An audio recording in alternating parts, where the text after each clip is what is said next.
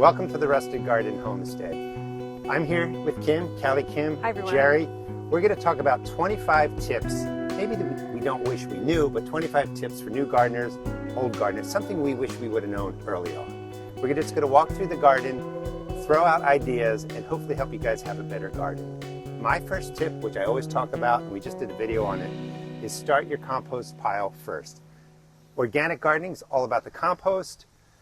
We love compost, but we always tend to wait to get started. And sometimes years go by and we don't get it started. So before you even start the first bed, build your first pen, like something over there, throw all your compost in there, you're good to go.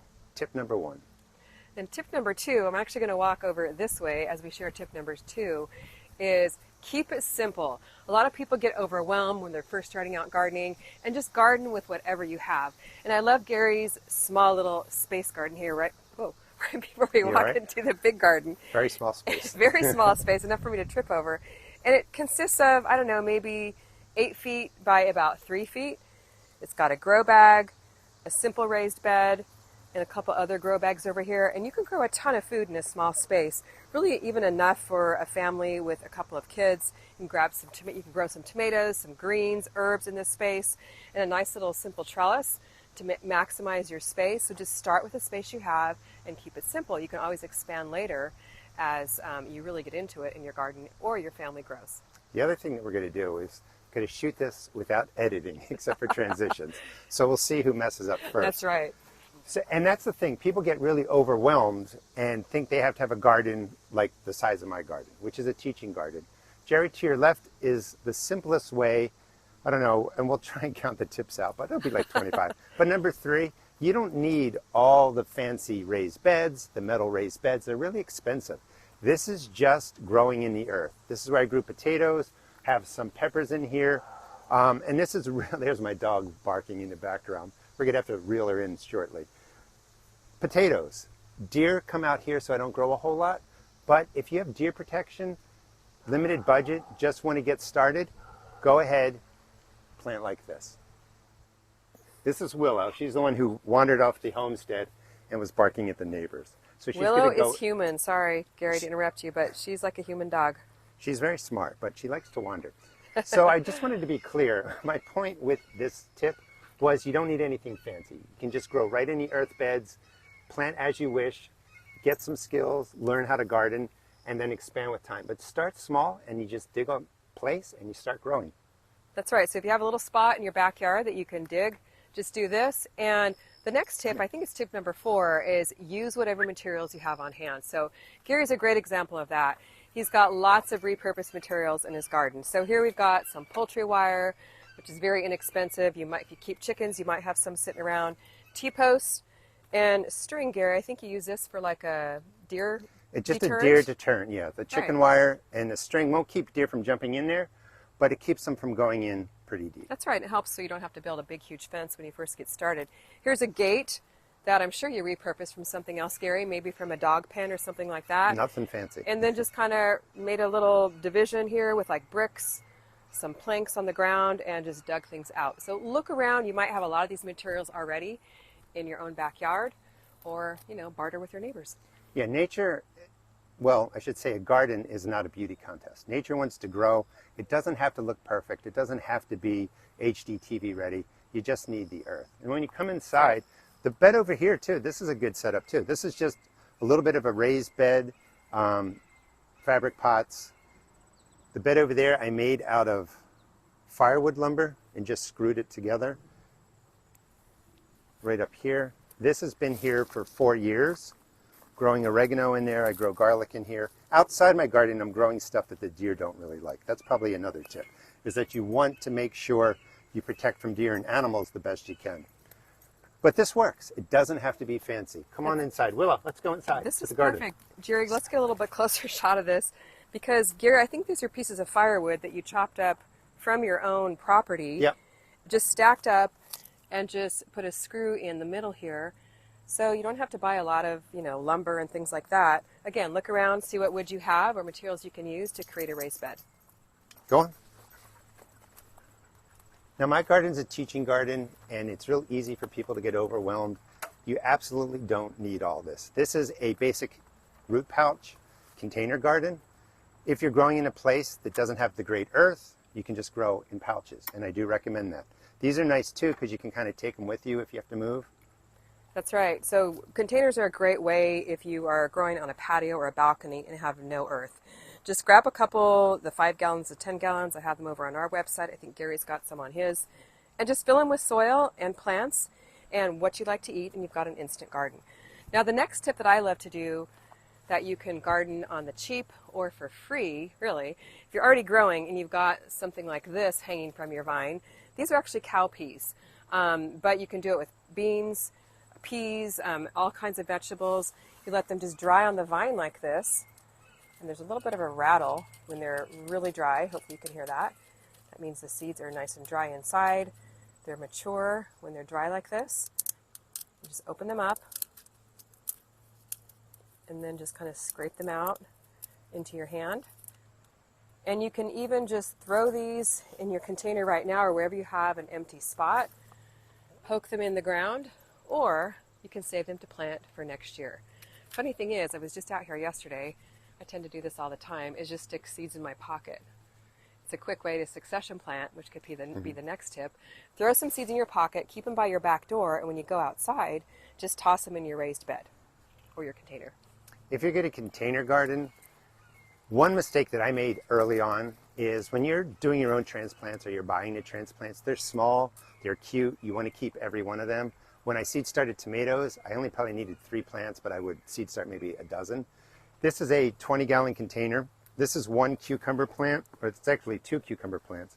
And this is, I hate doing this, but in a 20-gallon container, only 1 plant really needs to be in there. Yeah, you killed your plant. You have to get rid of it. When you start container gardening, moisture is the biggest issue.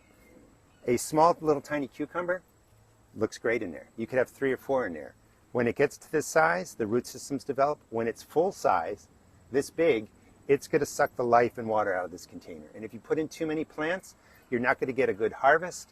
You're going to be disappointed. So you really have to keep in mind the full size of the plant. 6 weeks, 8 weeks after you plant it, you have to keep in mind how hot it's going to get. It's been 95 degrees here, and you really have to keep up on the watering. But don't overplant your containers is whatever tip we're on. Next tip is, one thing I love to do is look around the garden and see what I can use for a trellis that's already growing. So case in point, Gary has all these beautiful sunflowers, which by the way, he told me all of his sunflowers reseeded from last year. So another way to save money. But look around, see what you can use for a trellis. I can even plant these cowpea seeds that I have in my hand right at the base of this sunflower. So it saves you time. You don't have to install or build a trellis. Saves you money on trellises. Just poke it into the ground here. And even now in August, it's still pretty warm. The soil is pretty warm. The air is warm. These cowpeas are going to grow very quickly. And before you know it, you'll have some seeds to harvest with very little effort and no money. If you want to come over here, Jerry, take a look at this pepper plant. Excuse me. So, a couple of tips mixed into one. I haven't watered for the last couple of days because the temperatures have dropped down into the 80s. Question I always get is, how often should I water? And the answer is when your plants need it. Like, I'm not trying to be smart or anything like that. But we tend to woefully underwater our plants because somewhere down the line, somebody said, it's real easy to overwater them and you're going to drown them. So when you're looking at this pepper plant, notice how the leaves are kind of limp. They don't look perked up. This plant needs to be watered. And I'm really watering in the heat of summer when things are 95 degrees just about every day, if not every other day, to really make sure you get the water in there. The other beauty about peppers is people think you can only put 1 plant in a planting hole. This is 2 poblanos. The peppers look really nice, ready to get picked, turning that brown color. But you can plant 2 pepper plants in the same planting hole, keep it fed, keep it watered, and the plants don't really suffer in size, and the production is really, really nice. So plant your peppers a little more closely than you think. You'll get more production out of your garden, and you'll be able to put in other plants. Next tip has to do with pollinators. A lot of people ask me, can I plant my flowers with my vegetables? And my answer is absolutely yes. Don't think too hard about it. Just plant whatever you want together. But here, Gary has a lot of pollinators here planted right in with his vegetables. We've got echinacea over here, which is a beautiful perennial. And we've got some marigolds, which are said to help deter pests. I don't know if that actually does help, but they have a nice strong scent. But the most important thing is that you're getting your pollinator flowers in right with the vegetables. So you're bringing the pollinators in to help pollinate your fruits and your vegetables right where it needs it the most. Now here, obviously it's working for Gary because he's got a beautiful A-frame trellis with some really nice looking cantaloupe. Let's just peek under here and take a look. These look fantastic. They're not quite ready to harvest yet. And vertical gardening is another way to really expand what you can grow in your garden. And this is an A-frame trellis. It's massive. Like, I wanted to build a really big trellis. Very simple to put together. I have lots of build videos on trellising. And if you go right up to the top, it's just a hinge and some 2x4s. But the idea is, instead of letting your vines sprawl across the ground, same thing with tomatoes. Tomatoes are vines. You could let them sprawl on the ground, but they take up too much space. So we stake our tomatoes. Growing vertically is going to save space. You're going to be able to get a whole lot more in there. I got a watermelon on the left, cantaloupe on the right. I trellis up my cucumbers, pole beans, of course, all kinds of different plants. Even vining squash, you can trellis upwards. If you're limited in space, really think about vertical gardening. That's going to give you an opportunity to grow a whole lot more in your garden. The next tip is make the use of all the available space that you have. I love to grow under my A-frame trellises leafy greens that might need a little bit of extra shade in the summertime. So typically under my A-frames, I plant arugula. As the weather starts to cool off a little bit, I'll plant a lot of lettuces and cool weather greens. You can do kale and chard, although those will take the heat pretty well.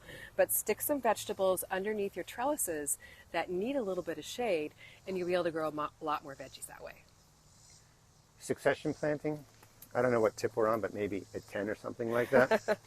So it is August 16th.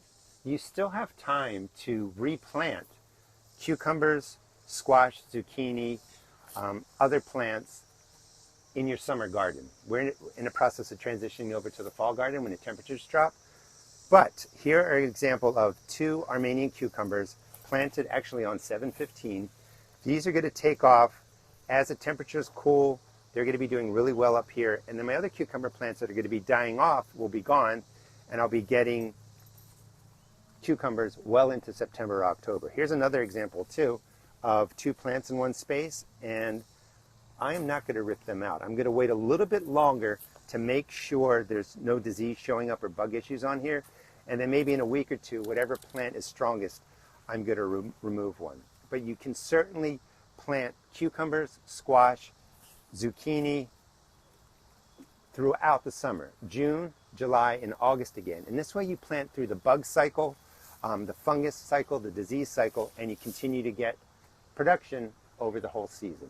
Don't try and keep one beat up plant going. Remove it, get rid of it, and then put in some new plants, new seeds.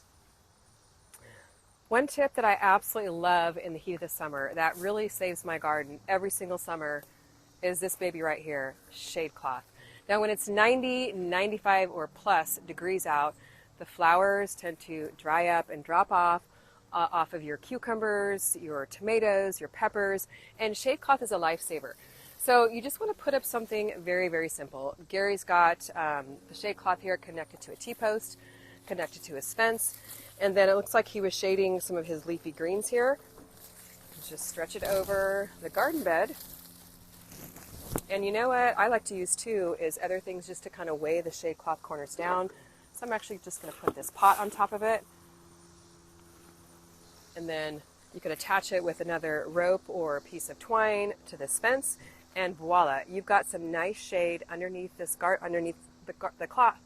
Shade cloth. And voila, you've got some nice shade underneath here.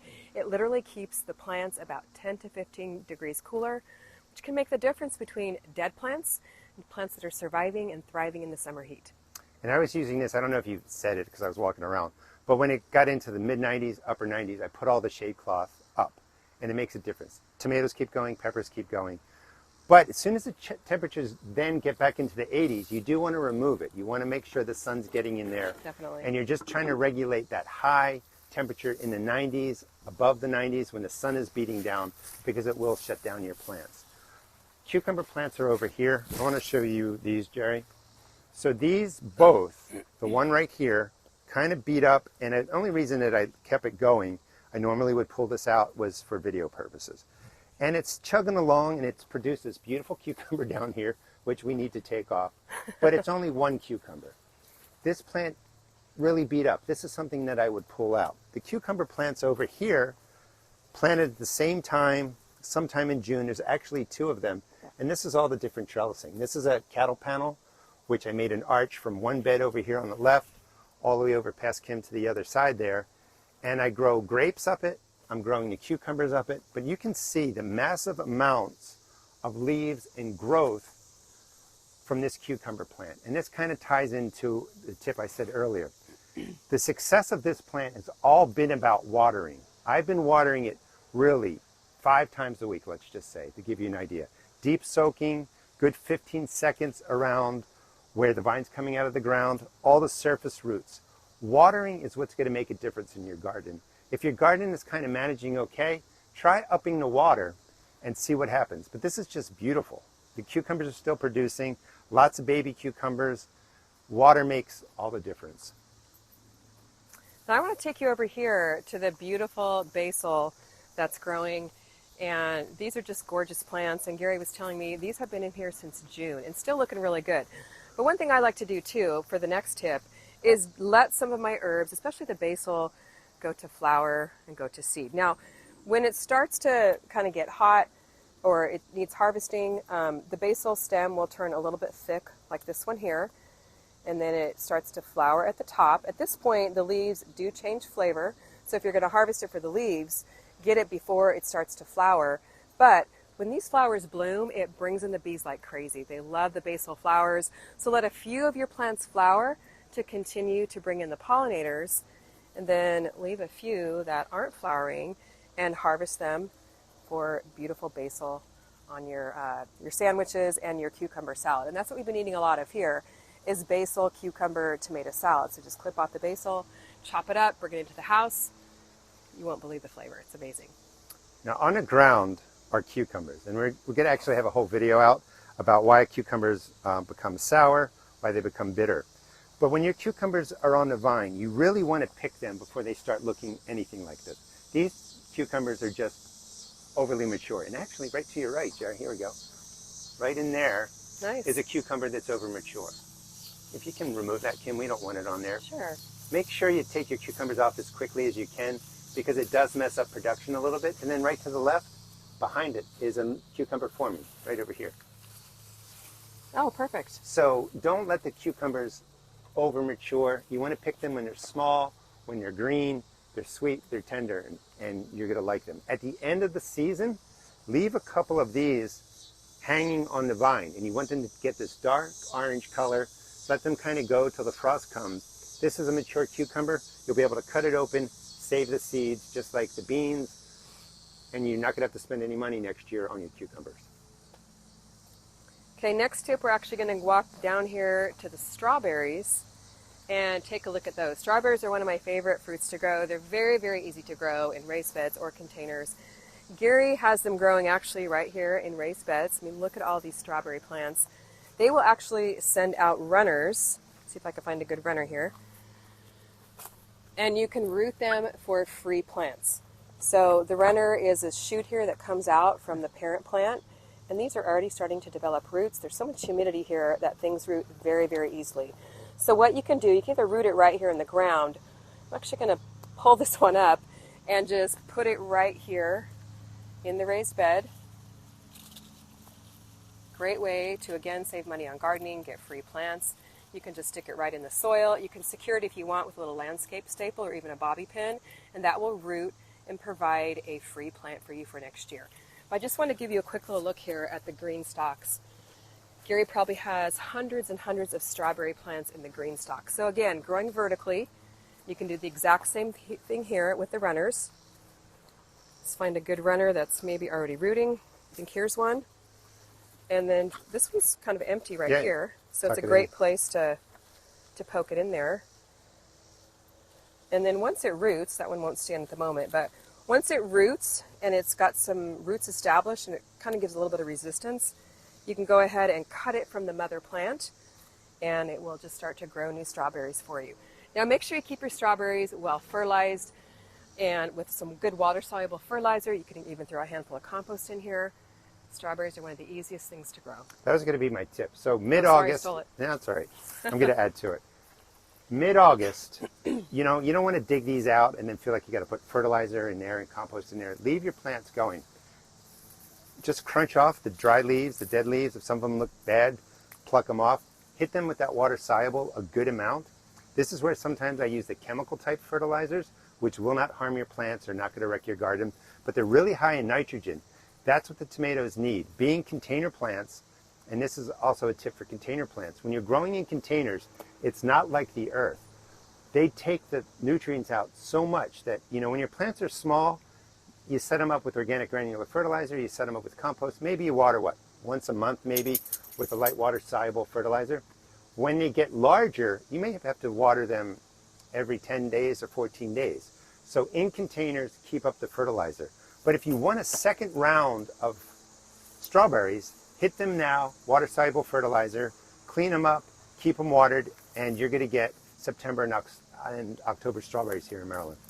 And let me just talk a little bit for the next tip, a little bit more about strawberries, is winterizing your strawberry plants. Now, we don't have to do much of that in Southern California.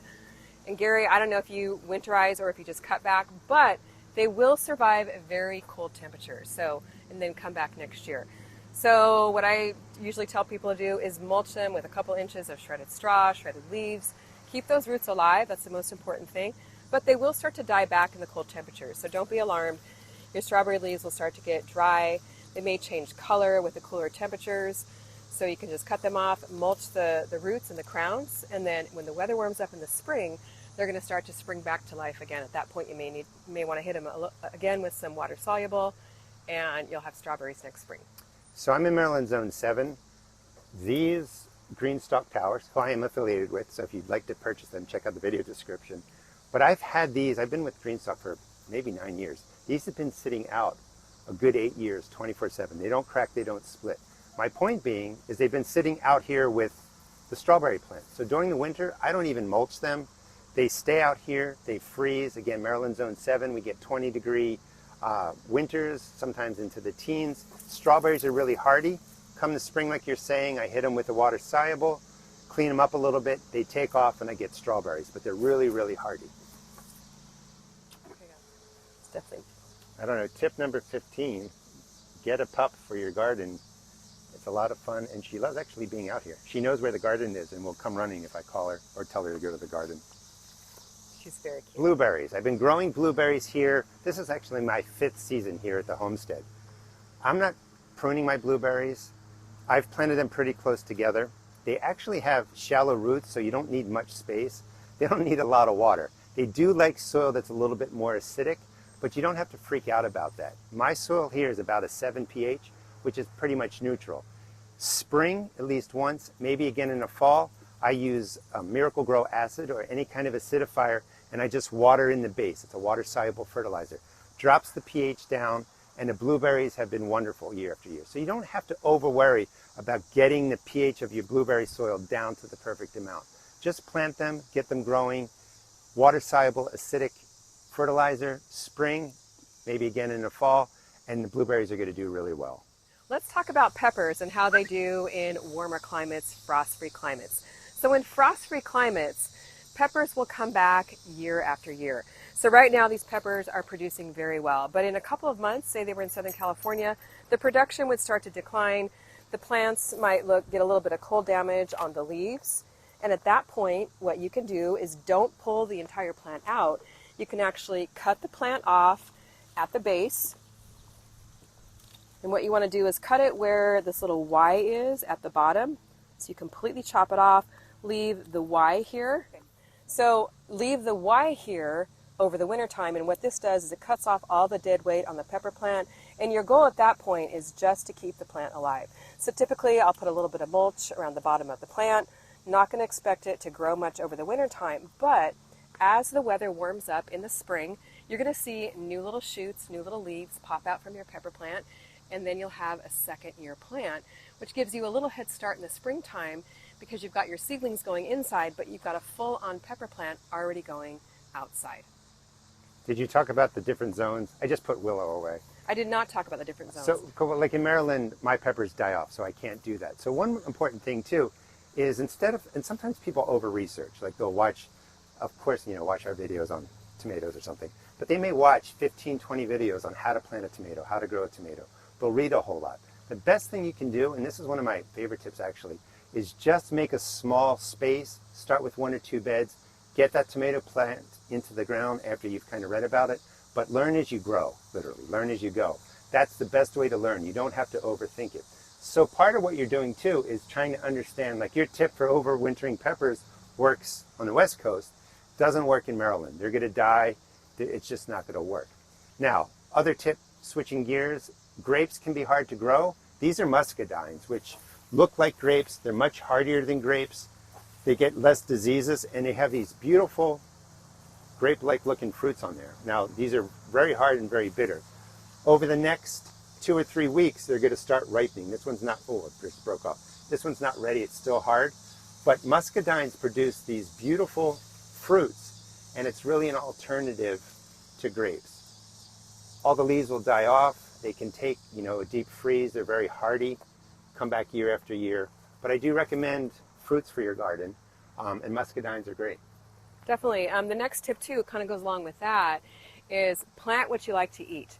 I mean, if you don't like eggplant, don't waste your valuable space on eggplant. So find out what your family enjoys eating and then plant those vegetables. You can even do that in a couple of small containers, a few fruits like your cantaloupe and your strawberries, and really just stick to those. And then the next time you plant, you can maybe pick out 1 or 2 new varieties to try and give those a go. But don't be afraid to experiment. Things are going to die. Things die on us all the time.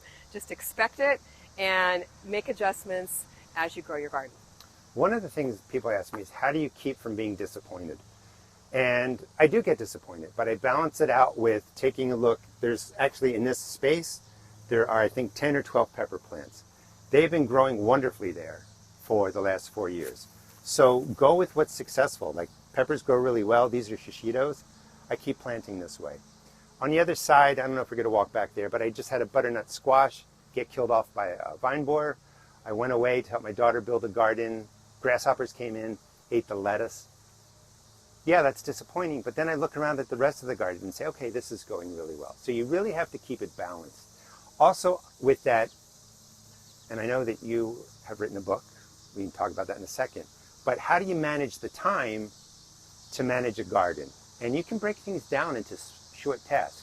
What I don't recommend is having a list of 100 things and then always looking down what you didn't do. As you check off something, go ahead and take a look at it, be proud that you did it, and then move to the next one when you have time. That's right. I think garden overwhelm and garden burnout is very real for gardeners. And actually my new book is called The 10-Minute Gardener, and that's what it's all about. It's 85 time-saving tactics so you can have a garden and have a life, because we don't want our gardens taking over our whole life. Let's get real here. We're busy. We've got kids to get to soccer games, work to get to, all kinds of things that we need to do. So my book breaks it down into little tasks that you can do. And I just encourage people in that book, do a little bit each day. Do something for 10 minutes, even set your timer on your watch or your phone, and then be happy at what you've accomplished at the end of the day. At the end of the week, you've done an hour's worth of gardening without even really realizing it. You're just working it into the routine of your day. Now over to your right, Jerry, are 2 dwarf, they were supposed to be, but a dwarf nectarine and a dwarf plum tree.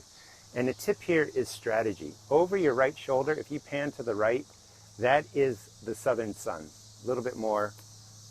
That's where the southern sun comes. So it's all coming from your right side, hitting these trees. If you want to come back to these trees, the southern sun hits the trees. They're growing beautifully. Just when you buy dwarf trees, buy them from a quality place so they don't get massive. But the shade is thrown towards my greenhouse.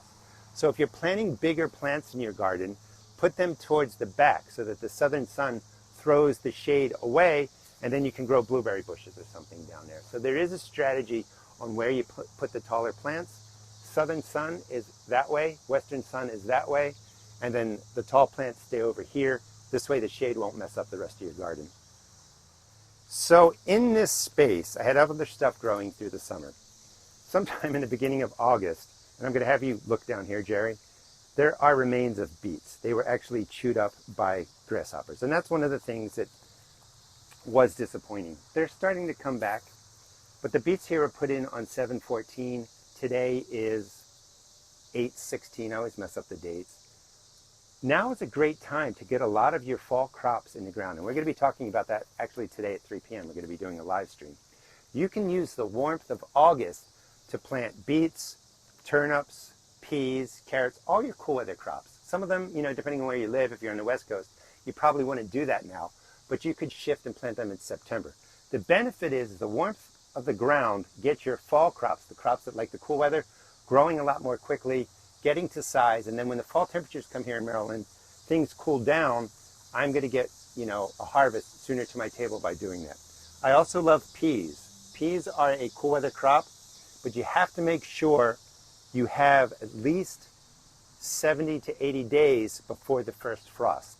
The pea leaves can take a frost and a freeze, but the flowers and the pods, if they get frost, can die and the pods become rubbery.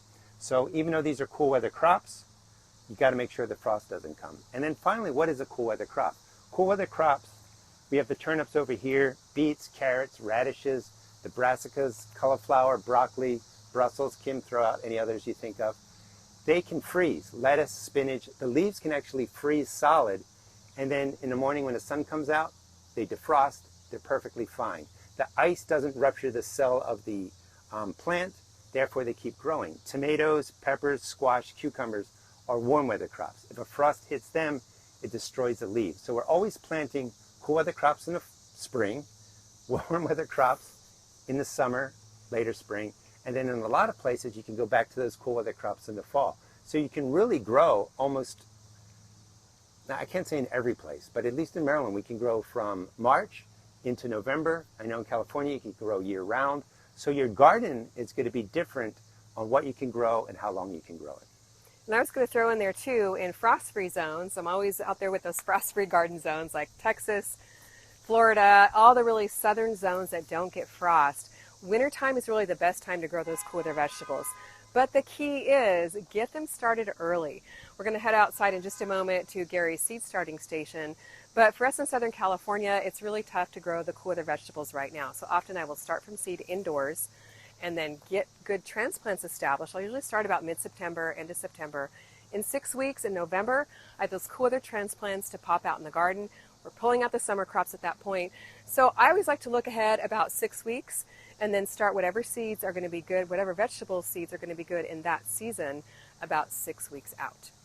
The timing is important. So just like you were saying, I keep a journal. And Jerry, if you can come in here, I want to show you the peas here, and then we're going to look at a couple of different things.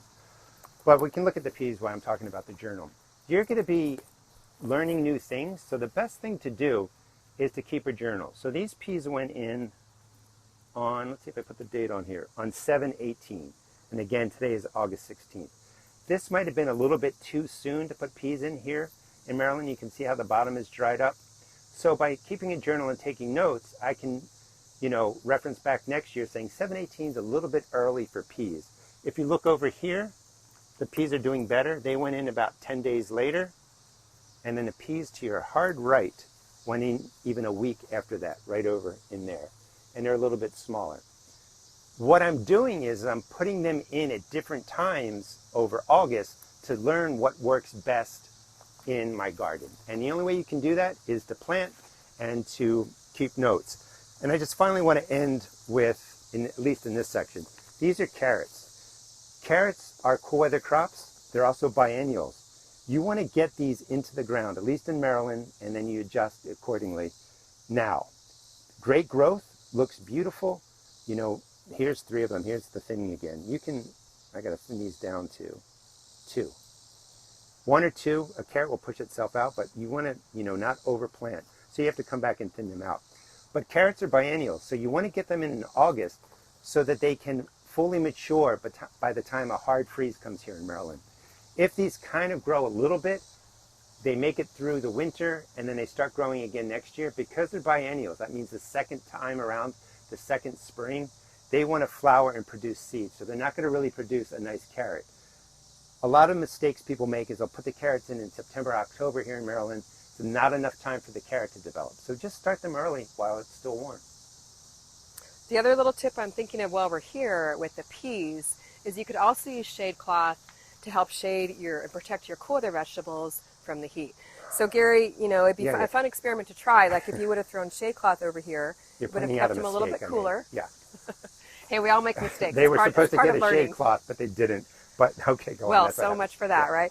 No, but give yourself a little, break there, but experiment a little bit and see if that might help it prevent it from drying out with the shade cloth, because shade cloth really does make a big difference. Well, let me tell you more about shade cloth. Okay, tell us more. So the reason is you're using it in the summer, even though, say it's 95 degrees or 85 degrees, top 2, 4, 6 inches of the soil warms up to at least that temperature. But when the sun is beating down, it can warm that top 2 inches, 4 inches to well over 100 degrees. That high heat not only dries out the soil quickly, that's why you really want to keep up on watering more often than you think, but it sends a signal to these plants that it's not safe to grow. They may, shut down if they're tomatoes or peppers. They may want to flower and bolt if they're the cool weather crops. So the shade cloth isn't just about the ambient surrounding temperature. It's to stop the sun from heating up that 2 inches to a good, sometimes 110, 120 degrees, even hotter. And one day will kill the plant. Yeah, it totally will. We've, we'll put our thermometer in the sun, because most temperatures are taken in the shade, like on your weather app on your phone. But if you put your thermometer in the sun, it's about 110 on like a 90-degree day. So that's what your plants are feeling. So a shade cloth can bring it down to a manageable temperature to keep your plants alive. And for warm weather vegetables, right now, they can even thrive even in 100-degree temperatures under shade cloth. And for shade cloth too, probably another tip to throw in, I don't know where we're at, but shade cloth can come in 70% shade cloth, 80% shade cloth, 50% shade cloth, and what it means, an 80% shade cloth blocks 80% of the sun. So it's not total shade. That's very different. Still 20% of the sun's getting in. Here in Maryland, I recommend for being budget friendly, a 50% shade cloth will work. Maybe in California if it gets hotter. Well, actually you don't get too much hotter than us. But maybe if you go towards Arizona and south, you want a 60, 70, 80% shade cloth to even protect it more. So the type of shade cloth you're going to buy is going to vary on how hot your summers get. That's right. We even have a lot of gardeners in Arizona. Usually can't grow much in Arizona or Florida in the summertime, but they'll just leave their shade cloth up. Like for example, they might have 4 stakes in the corner of this garden bed and then drape the entire garden bed with shade cloth, roll it up so they can get to it and work on it, and then roll it down in the heat of the day, and that way they can actually grow in the hottest part of the year when they might not otherwise be able to grow anything at all. Jerry, I appreciate being mic'd up. So we'll walk over to the nursery and stuff like that, but we'll talk about other tips as we go. Sure. A lot of people will be asking me, you've got a sunflower stuck to your bed. Oh, Let's get rid of you. that. A lot of people say, I can't grow tomatoes in Florida. And they can, but they can't really grow them July and August. It gets too hot. So if you're in an area that gets, super hot July and August, you may have to shift growing to September, October, November, or That's December, right. January, February. So your garden is going to, what you can plant in your garden is going to vary based on the temperatures. Just because you see the most of the U.S. planting tomatoes May through September means you might have to do it August through December. That's right. And your local family-owned garden center is a great source of information. You're not going to find much growing information at like the big box stores, but if you can find a local family-owned garden center in your area, I definitely recommend making good use of that, going over, picking their brains, buying a few plants from them, because they'll know what grows well in that area. Let's go over to this side first. So if you have a bigger property, if you want to make some money for a plant set from a plant sale, the great way to kind of get money for your garden habits is to sell plants. So right in here, I have mint. Sometime in November, I will dig this up. I will break it up into little pieces, and then I replant it into containers like this. We have shade cloth over there because these dry out so quickly in the summer sun, but they're beautiful. These are all propagated plants. Garlic chives, onion, or standard chives, peppermint, mint. You can sell these easily for $2 a plant, certainly probably $3 a plant, much cheaper than the dreaded, I should say, Bonnie plants. I hate them because they charge so much money and they rip off consumers. they're charging $4, $5, $6 a plant. The plants are okay, but the expense is too high. You can do a plant yard sale, sell your own plants. If you want to save money, don't go to like the big box stores. Look for your local nurseries, local hardware stores, and you can get transplants really at a great discount. There's nothing worse than seeing new gardeners going to Home Depot and they have like $100 worth of plants in their cart. They're just not going to do well, I can tell. Sometimes I interrupt them and say, hey, this isn't going to work. Or maybe tip whatever we're on. A lot of stuff can be planted from seed. Like you don't need to buy, I'll throw it to you, but you don't need to buy bean transplants. They grow so quickly. That's right. That's the thing. Like if you're going to start your garden, just pick easy to grow plants like beans, squash, cucumbers. You can easily grow them from seed. You can have a nice looking transplant in about 4 weeks, and you're going to save yourself a ton of money. No need to spend $5 on a plant. Now, Gary, I know you've got a really cool seed starting station on the side, unless you had any other tips to share while we're on the way, but I wanted to show people how they could start from seed outdoors instead of starting from seed indoors. We'll do that after we talk about one more thing. Sure, go for it. I get a lot of questions about deer. So I have deer on my property, and we kind of like deer, except when a deer comes and splits my peach tree in half and kills half of it. This is a 4-foot fence. A deer can easily jump over this. I had 6-foot posts put in case I needed to raise the fence level. I don't have to. Tip for a deer is like people. They don't want to jump over this fence and then land on a tomato stake. So if you plant along the inside, even though a deer can jump over here, and if they're starving and there's no other food, they're going to jump anyway, but there's usually enough, they're not going to want to jump over this because they don't want to land on something they can't see. So a 4-foot fence can work if you plant along the inside. And then to keep out rabbits and other animals, this is like a 1-inch by 1/2-inch square. I have metal in here, and that keeps the animals out. For groundhogs and such, it's buried, but I have wire or boards coming out from here so that a digging animal can't easily get into the garden. But there is a strategy for a fence, you know, and it's been effective. The only time the deer have ever gotten in is when I've left the gates open. Let's go over So next tip is make sure you close the gate. Well, that's, yeah, that's a no-brainer, but yes, gate's only as good as you use it, like that one's open. That's right. All right, so let's walk Scare over. the deer away. Yeah, well, I'm going to shut it. But Okay. you walk over, people over to the So, greenhouse. you know, a lot of people start from seed indoors in the early spring, set up grow lights, which is wonderful when it's too cold to grow outside. But at this time of the year, you can easily start your things, your vegetables from seed outdoors. Now, for me at home right now in my garden, a lot of my garden beds are still full. So I like to use this strategy to get some new transplants going. That way, when my old plants are dying off, I've got new transplants to take its place. So this is a perfect spot for it because it gets partial sun, partial shade, Right. so the plants don't get overheated. So Gary's got a ton of transplants here going, lots of herbs, lots of leafy greens. So here would be a great spot that you could start like new cucumber transplants. You're just going to poke your cucumber seeds in some of the 6-packs, and I would probably use a bigger. You picked the worst-looking 6-pack growing there. I would actually use a larger 6-pack Wait, for keep going. something like cucumbers or squash because they do grow fast. Prop. Yeah, there's a great one here, Gary. These larger 6-packs work really well for cucumbers and squash, and you really only want to let them grow in these 6-packs for about, I'd say, maybe 4 weeks. After that, they kind of use up all the nutrients. The plants just kind of get overgrown in here. The roots get crowded. But so in 4 weeks, so you plant your cucumber seedlings, maybe the beginning of August for Southern California people, you'll have nice transplants in just a few weeks to pop into your garden as your old plants are dying out. But perfect little spot here to get some we'll new show seeds off more of started, it. even your cool weather vegetables. Now, this is Chinese cabbage, and it's overseeded, and I just wanted to get them growing. And like you said, we get morning sun here, a little bit of afternoon sun. If this sat in full sun, any of your transplants, summer, Right. Or warm weather crops, cool weather crops, it's going to bake, it's going to heat up, they're going to die.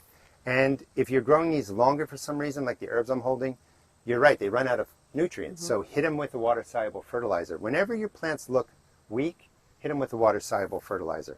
We didn't talk about this, so people know. Water-soluble fertilizer means?